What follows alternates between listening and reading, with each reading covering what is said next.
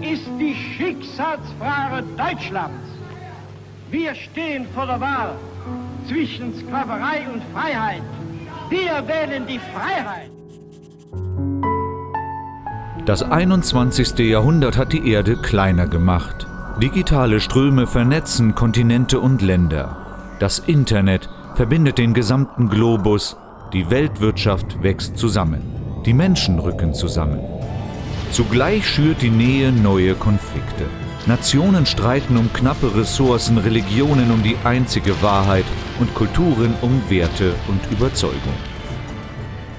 Die Globalisierung braucht daher offene Gesellschaften, wehrhafte Demokratien und breiten Wohlstand. Frieden ist keine Momentaufnahme und Europa der Beweis. Die Länder des Kontinents bauen an Gemeinsamkeiten und seit mehr als 70 Jahren gehört Deutschland zu den Bauherren. Der Architekt ist Konrad Hermann Josef Adenauer, erster Kanzler der Bundesrepublik und ein Junge aus dem Rheinland. Am 5. Januar 1876 geboren, wächst er in Köln auf. Das Leben einfach, die Erziehung katholisch. Im Schatten des Doms geht er zur Schule, macht 1894 am Königlichen Katholischen Gymnasium an der Apostellenkirche sein Abitur und geht nach Freiburg zum Jurastudium. Er nutzt die Zeit und reist die nächsten 7 Jahre durch Europa, studiert in München und Bonn. 1901 kehrt Adenauer nach Köln zurück. Beide Staatsexamen in der Tasche.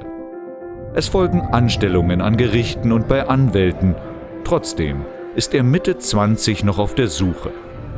Und er findet die Politik. 1906 tritt er der katholischen Zentrumspartei bei, sammelt erste Erfahrungen in der Kölner Stadtverwaltung und startet seine politische Karriere. Gut 10 Jahre später, im Jahr 1917, wählen die Kölner Konrad Adenauer zum Oberbürgermeister. Mehr als ein Vierteljahrhundert prägte die Stadt am Rhein.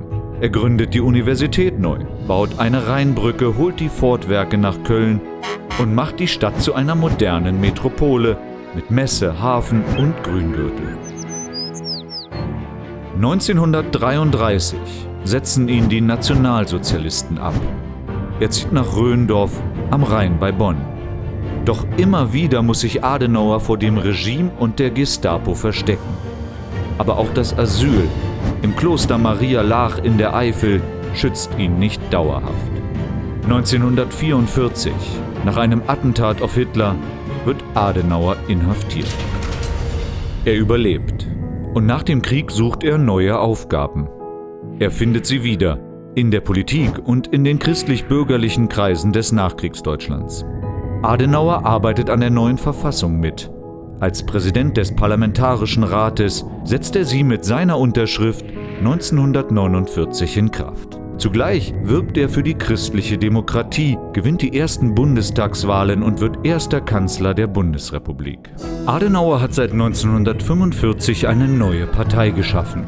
Unabhängig von Glaube oder Herkunft, offen für alle Deutschen. Die Christlich-Demokratische Union Deutschlands wird 1950 in Goslar im Harz offiziell auf Bundesebene gegründet und Konrad Adenauer ist ihr Bundesvorsitzender. Bis 1963 bleibt Adenauer Bundeskanzler, wird 3-mal wiedergewählt. Seinen Parteivorsitz gibt er 1966 ab.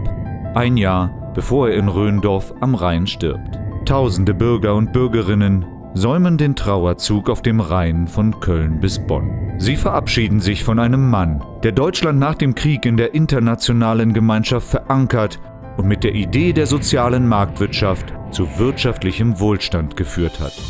Konrad Adenauer ist es gelungen, auf den Trümmern des Zweiten Weltkrieges einen demokratischen Staat wachsen zu lassen.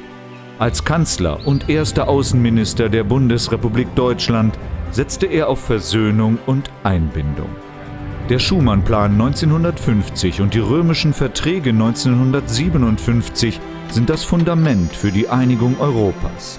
Mit dem NATO-Beitritt 1955 bekennt sich Deutschland zur westlichen Wertegemeinschaft und stärkt die Beziehungen zu den USA.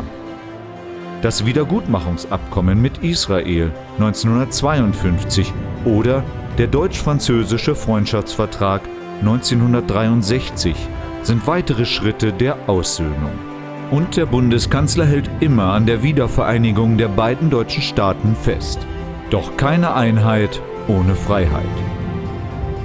Wir stehen vor der Wahl zwischen Sklaverei und Freiheit. Wir wählen die Freiheit. Sein Vermächtnis ist Motor eines dauerhaften Friedens und der Einigung Europas.